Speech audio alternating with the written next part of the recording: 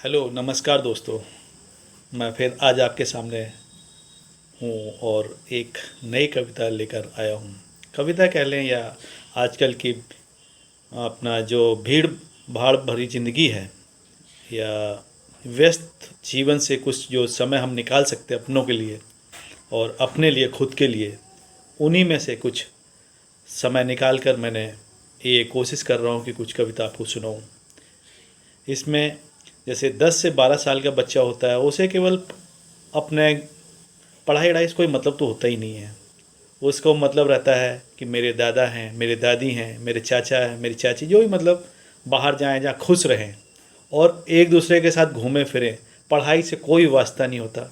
उनका तो मन यही कहता है कि चलो हम एक बार कहीं घूम कर आते हैं, और उनके जीवन में जो भी घटता है या समझ उनको आता है वो उसको फिर से एक बार रिपीट करना चाहते हैं। तो ऐसे ही ये कुछ जो उसके पल हैं, जो बच्चा गांव जाता है, अपने बाबा दादी से मिलता है और उसके जो स्मृति पटल पर कुछ चीज़ें बची रह जाती हैं, तो उन्हीं के बारे में ये कहा गया है। वो बोलता है, पापा पापा बहुत याद आता है, पापा बहुत याद आता है मुझे दादी वाला गांव।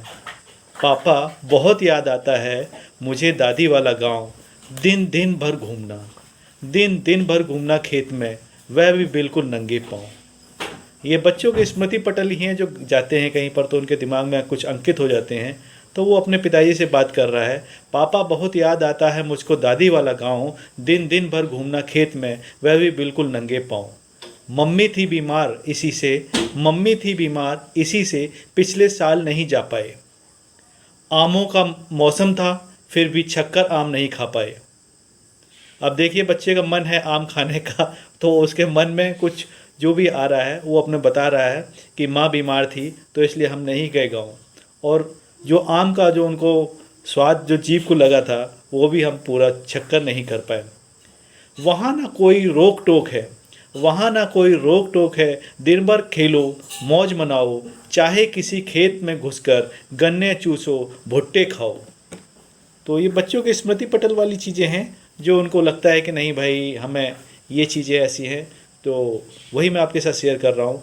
भरी धूप में भी देता है, भरी धूप में भी देता है बूढ़ा बरगद ठंडी छाँव, जिस पर बैठी करती चिड़ियाँ चूँ चूँ और कौवे करते काँव काँव। तो ये छोटे बच्चे के स्मृति पटल पर ही कुछ चीज़ ऐसी होती हैं, और उन्हीं को मैंने आपके साथ शेयर किया है। फिर पापा बहुत याद आता है मुझको दादी वाला गांव। धन्यवाद।